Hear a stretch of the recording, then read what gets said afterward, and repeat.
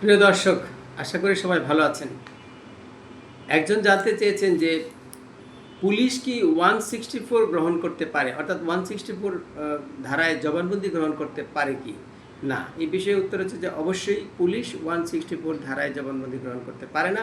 164 ধারায়, অর্থাৎ ফৌজদারি কার্যবিধির যে 164 ধারা আছে, সেই ধারায় জবানবন্দি গ্রহণ করতে পারে প্রথম শ্রেণীর ম্যাজিস্ট্রেট অথবা প্রথম শ্রেণীর ম্যাজিস্ট্রেট বা মহানগর ম্যাজিস্ট্রেট অথবা বিশেষভাবে দায়িত্বপ্রাপ্ত দ্বিতীয় শ্রেণীর ম্যাজিস্ট্রেট।